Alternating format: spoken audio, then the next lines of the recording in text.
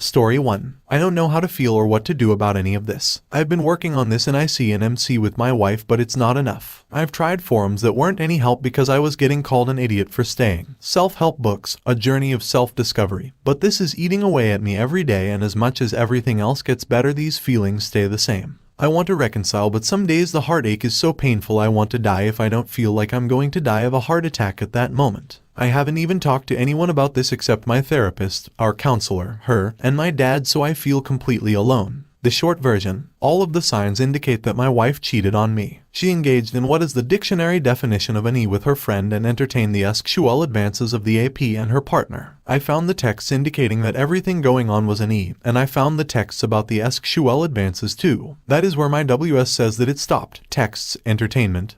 That she didn't know what was going on, the end. I believe that she didn't, but I've still dealt with all of these feelings that came up through all of this as if she had. She is the best thing that's ever happened to me, and I don't want to throw that away because at the end of the day I know I'd regret it more. But this has absolutely destroyed me, and my wife doesn't get it. As she described it, she knows nothing happened, so she doesn't understand why I feel anything about this. Prologue. We've been married for 4 years this year, dating for 5. She is my dream person. From the very beginning we've been incredibly compatible, and this relationship has been defined by a unique sense and feeling of safety I had never experienced before. My wife is a complicated person. She's intelligent, caring, and loving, but is also characterized by aloofness, overreactions, and callousness. I've never been able to get a read on her. She was diagnosed with autism in early mid-2022, which shed light on a lot of our problems defined by misreading each other. 2020 went well for us. While every other relationship around us blew up, we were thriving. Throughout 2021 we did have a hard year of our own. 1A. She quit full-time job to build her own business, which didn't take off as quickly as she thought it would. 1B. This resulted in her feeling inadequate because she wasn't contributing to the household income, and we were experiencing money problems. 1C. She started taking out loans without telling me. 2A. We had a miscarriage. 2B. This triggered depressive episodes for both of us. 3. I worked 3 hours away and was unable to quit my job due to the financial stress outlined above, which left her, as she described it, alone too much with her thoughts. In 2021, those relationships started to take a toll on our own. In my wife's own description, seeing the problems in her friends' marriages made her see problems in our own marriage that she didn't even think was there in the first place, and were probably never there. They were her friends' problems with our marriage. Some of those problems included, we spent too much time together, we were too comfortable with each other, we got married quickly. We were both young and grew up conservative and really never got a chance to fully explore ourselves or other people. She created a secret Instagram away from her work colleagues and family where she could post her more liberal takes. Selfies, lingerie pics, stuff she said to help her self-esteem she'd only shared with me and her friends. Her friends had opened their marriages and she brought it up for discussion because she had started talking to women before she met me, and we talked about it while we were seeing each other before we were committed. I called her bluff, told her I wouldn't be doing that, but she could do it on her own if she wanted. I loved her and then I would be right here. So, she wanted to get a unicorn. In January 2022 I felt as if things were very off, but I couldn't quite put my finger on how, but all the signs were there. Marriage problems. Distance. She started focusing on her appearance more, she started becoming more sexually adventurous, stopped talking to me, spending less together, more defensive about general topics, increased reactions, stupid lies, telling her friends we were in an open marriage when we weren't. WS had been friends with this person, who I consider to be the EAP, for years. My wife had actually entertained being the EAP's unicorn in her own marriage before we started dating, which was horrifying to learn years later, but the EAP's husband didn't want to do it. So, my wife thought this would be the perfect reversal now that her EAP's own marriage was ending and open. I said sure, but let me have someone on one time with this woman so I can get to know her first. The EAP and I went for coffee. My WS didn't like how it felt, so she told the EAP she didn't want to do it anymore and that it wasn't right for us. I thought it ended there in about April of 2022. Meanwhile, my wife's telling me about what a train wreck this woman's life was becoming.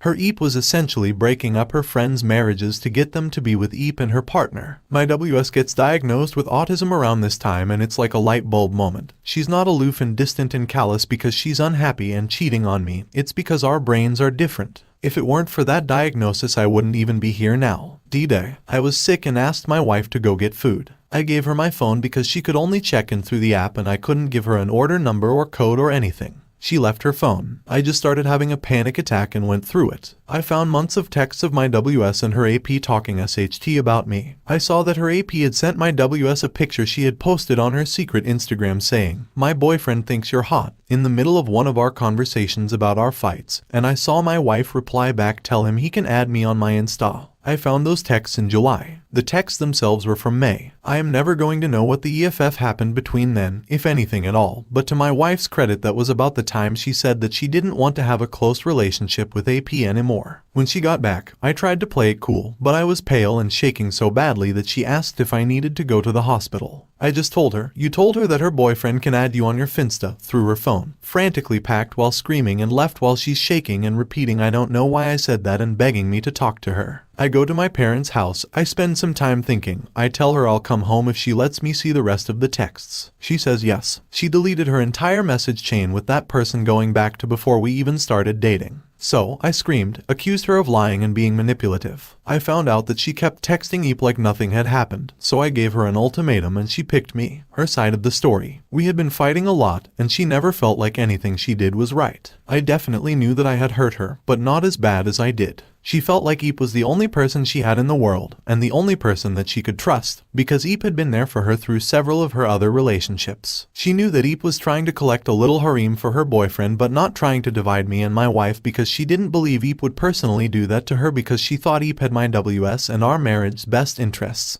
at heart. The reason that the message I found inviting Eep's boyfriend to add her on her Instagram was around the time that she said she didn't want to be close with Eep anymore was because she felt threatened and violated that Eep shared private pictures with her boyfriend in the first place. She said that because Eep had grown increasingly pushy to spend time with both of them, and she didn't want her to be mad at her, so she just stopped talking to her outside of group convos. At first it sounded like manipulation, but after the diagnosis and marriage counseling it makes a lot of sense. Fallout. She started letting me go through her phone, but I saw that there were places where messages were missing. She deleted a separate chain of texts with a different friend going back to before we dated too. So of course, I grew angrier and more distant. Since then, I've essentially felt punished for staying and made to feel like my feelings about what she did are irrational, or that I should just get over it because nothing happened. We worked through this in marriage therapy. She has a hard time understanding why people feel things if she doesn't understand them rationally. The marriage counselor helped me explain that it's not about rationality, but the emotional experience of going through all of this, and it was an overnight change, and I felt a sense of support I hadn't felt in a long time. The marriage counselor helped her explain to me that she deletes the text messages now because she knows I'm reading them and because of her past trauma of being in a physically abusive relationship.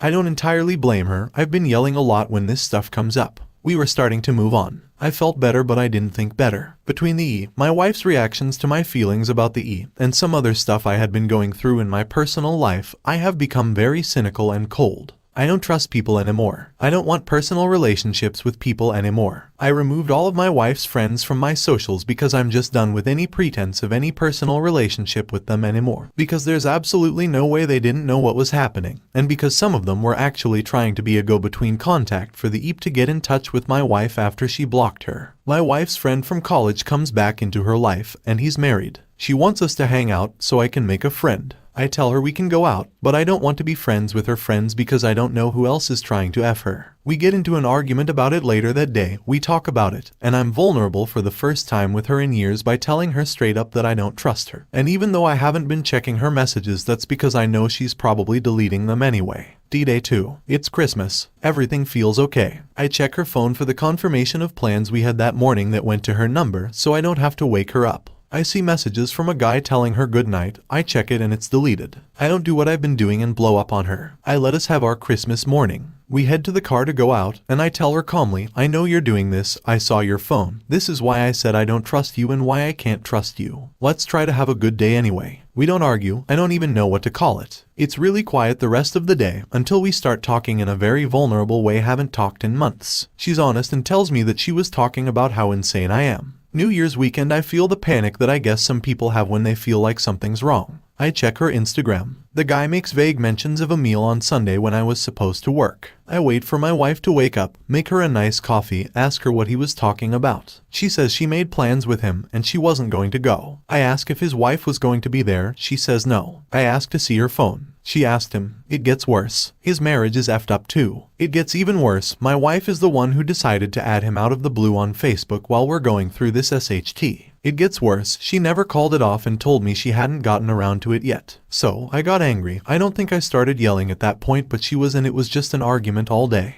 I spell it out for her. She is doing everything all over again. I'm done. She makes concessions, apologizes, spends the night taking care of me while I cry, and we cried together for the first time in 2 years. I don't mean that I was tearing up. I was crying like how Hemingway described a man possessed by an animal. I feel like everything is fine. The next day she starts fighting again and talks a lot about what an inconvenience all of this is for her. I sat her down and told her I can't do this anymore, that this is killing me, and I was open to her in a way that I haven't been in years and told her about how deeply this was affecting my entire personhood and being and killing me every day. She said she understood. She spent another night taking care of me while I cried. We came up with some solutions to these problems. We had our MC tonight and it was hard. Hearing her talk about everything brought it up like everything that's happened in the last 6 months was happening right there all at once in an hour. TLDR. Caught WSNE. Potentially Pa. I believe that she didn't, but I'll never know. I want to reconcile, but there is just so much overwhelming day-to-day pain. Reader comment. While sorry to hear you're going through this, buddy, I am going to be 100% honest with you when I say please do everything in your power to get away from this person. She has no inclination whatsoever to reconcile and is continuing to manipulate,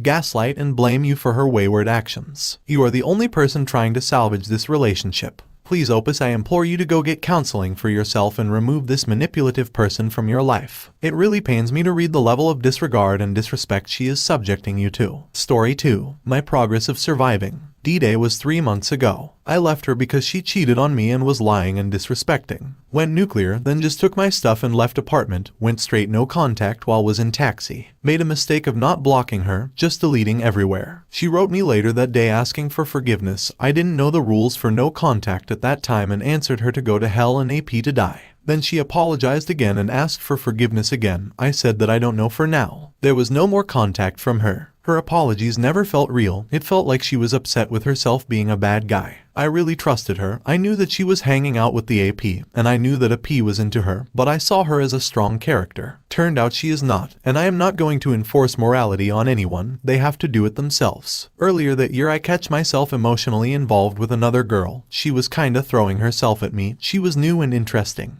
But I realized what was happening and that this is wrong and distanced myself. The girl dropped off by herself. I thought that my GF would do the same. I wanted to tell her about some things in first couple days after D-Day, but decided that I will write it all on paper and wait, because you can always send it later. Felt relieved. Found a lot of things about myself, and after day or two the urge to contact her disappeared. Writing my thoughts helped me tremendously. When thoughts just in your head, they kinda spin there and can't find their end. As you write them down you find their end, and they stop bothering you. Also, writing helps you find things about yourself. If you have some internal question, you may just write it down and then answer it on paper and you will find an answer. Want to mention that right when I left, I deleted everything related to her and our memory together, thrown away stuff that she gives me as gifts. Even had to delete all her cats' photos. I miss the cats. Did it because it is only way to heal detachment. I peeked at her photo on social media 2 weeks in and it hurt as hard as betrayal itself. Also peeked at her photo on Christmas. It was not so bad but still hurt. Don't do pain shopping. I still think about her every day. This is mix of sadness, disgust of her, anger, guilt, grief, regret. Breathing and focusing on me and what I want helps me to deal with emotions. Also, I found out that if I'm not sleeping enough then I'm going to be grumpy that day. Feel bad and weak, so get some sleep.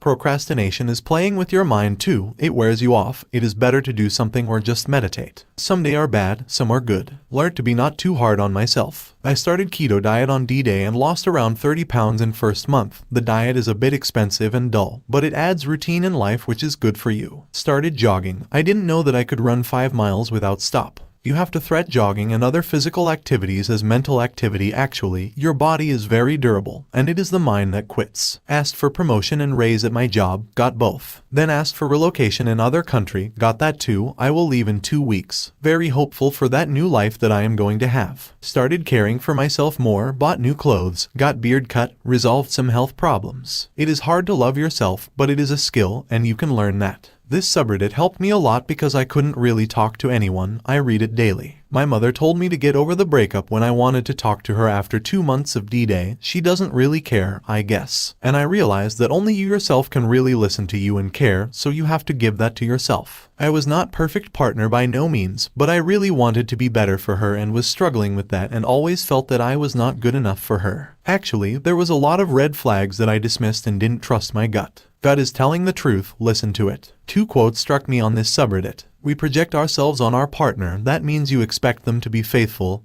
and caring and bettering themselves for you, etc. Because you do that. That works in opposite direction. She though that I cheated too because she cheated. She couldn't trust me because she knew that she is not trustworthy. She wouldn't expect and appreciate any care from me because she didn't care for me. Harder the fire, stronger the iron. Betrayal was more painful than death of my father. You go through that and become stronger, just keep moving. Life is movement. I've been in very dark place some years ago. I was on the edge of point of no return and that changed me. Now nothing can bring me down. Betrayal is painful but it is experience and best thing that you can do is to learn from it. Thanks to everyone who writes their stories and supports other. Reader comment, you did the most important thing, you overcame yourself. Your experience is invaluable for all of us. I will note that it helped you that you gave the cheater a tough rebuff from the very beginning and gave the right answer to infidelity, only a breakup. Period. You didn't fall for the bait of reconciliation, like many of us, and that's why you won. All the best in your new life. Original poster, well, if she'd ask for reconciliation at very beginning, I'd probably try it. I know myself and think that I couldn't stop resenting her and relationship would fail eventually. She never asked for it, but I think she will in some time reach out. Have to be prepared for that. Thank you. Story 3. Caught wife cheating day before anniversary. Hello everyone. I hope you all had a wonderful Thanksgiving, Christmas and New Year's. First up, OBS. She is doing very well. Still working for her old company. Still working out and training with RS. They did a couple of sprint distance triathlons this past summer. Apparently, there is a vendor of some sort that deal with the company she works for that started flirting with. She laughed as she told RS it's been so long, she didn't know how to react. Short version is he asked her to dinner and she said yes. They've been on a few dates but nothing serious. She seems happy to be seeing someone but is going slow. AP-2. After life sucking for a while, she is back on her feet and doing great. She works for me, so I see her a lot. She really is a beautiful person, inside and out. Recall that I said her ex was a good guy. He invited her son to spend Christmas Eve with their 2 kids at his place and then brought them to her house for Christmas Day. Showed up early to make breakfast, a tradition from when they were married.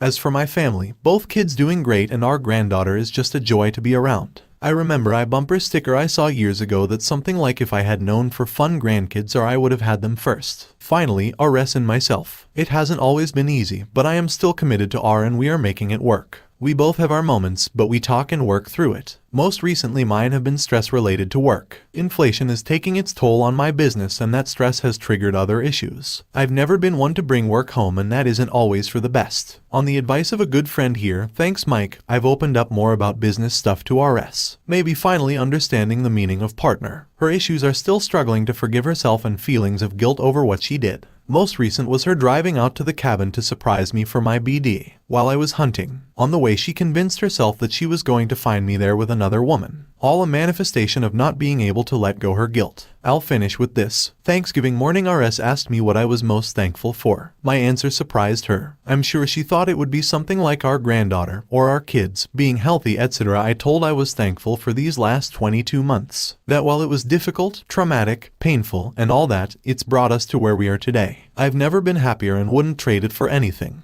Thanks to everyone who helped us get here. May your journey be a good one. Reader comment, I love the positive update. It sucks your first couple of posts were removed. I get the basics of your story reading through them, but some of the pieces are hard to fit together without the beginning. Hopefully we get another positive update in the future. Original poster, thanks. If there's something you want to know, just DM me and I'll try and answer any questions. Reader comment, good to hear from you. Give your furry best friend a pat on the head from me. Original poster, thank you. The way he's looking at me the morning, I swear he knows I forgot I include him in the update. He's doing great too, but we didn't do any pheasant hunting this year and I think he knows that the season has